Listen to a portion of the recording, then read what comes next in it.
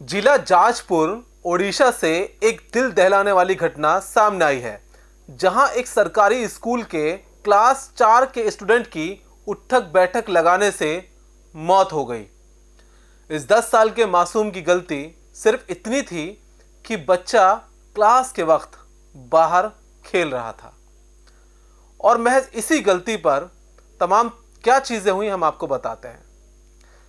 इतनी सी बात पर टीचर ने बच्चे को बहुत ज़्यादा उठक बैठक लगाने की सज़ा दे दी और इस सज़ा के दौरान कुछ देर बाद बच्चा ज़मीन पर गिरकर बेहोश हो गया। बेहोशी की हालत में बच्चे को अस्पताल ले जाया गया, जहां डॉक्टरों ने उसे मृत घोषित कर दिया। तो क्या सारा मामला है, आइए आपको बताते हैं। बताया जा रहा है कि सजा से पहले टीचर ने बच्चे को काफ़ी डांटा भी था, जिससे बच्चा काफ़ी घबरा गया था।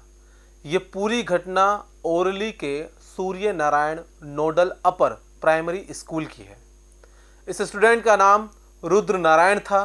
10 साल का मासूम रुद्र क्लास 4 में पढ़ता था।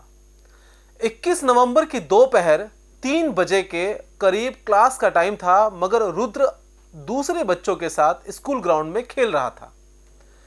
टीचर रुद्र को देखते हैं, काफ़ी नाराज़ होते हैं और उन्होंने रुद्र को बुलाकर काफ़ी डांटा, बल्कि शायद डांटने के साथ साथ उठक बैठक की कुछ ज़्यादा ही सज़ा दे डाली।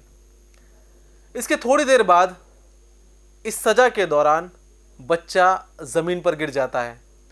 बच्चे के बेहोश होने की खबर उसके माता पिता को दी जाती है, जो रसूलपुर ब्लॉक के पास एक औरली गांव के निवासी हैं।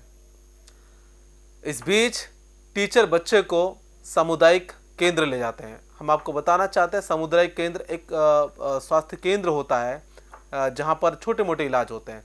वहां से बच्चे को कटक के मेडिकल कॉलेज में रेफर कर दिया जाता है, यानी कि बड़े अस्पताल में रेफर कर दिया जाता है। बच्चे को वहां पर ले जाया जाता है, जहां पर लेकिन डॉक्टर बच्चे के माता पिता से कहते हैं कि रुद्र अब इस दुनिया में नहीं रहा। इस पूरी घटना में हैरान करने वाली बात यह भी है कि बच्चे के परिजनों ने, यानी कि रुद्र के माँ बाप ने कहीं शिकायत नहीं दी। इस पूरे मामले पर Rasulpur block education officer Nilambar Mishra ने कहा कि उन्हें अब तक कोई औपचारिक शिकायत नहीं मिली है। उन्होंने कहा, अगर हमें औपचारिक शिकायत मिलती है तो हम जांच ज़रूर शुरू करेंगे और सिर्फ जांच ही नहीं करेंगे, जो भी इसमें दोषी पाया गया उसके खिलाफ सख्त कार्रवाई भी करेंगे। उधर बच्चे के माता पिता ने, हैरत की बात यह है कि पुलिस में भी कोई शिकायत दर्ज नहीं की।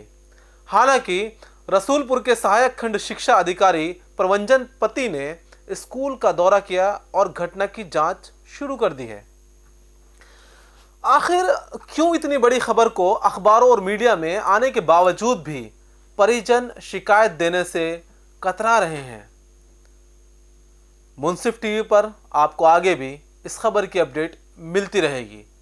तब तक आपसे उम्मीद की है आप इस खबर को शेयर करें, ज़्यादा से ज़्यादा लोगों तक पहुंचाएं।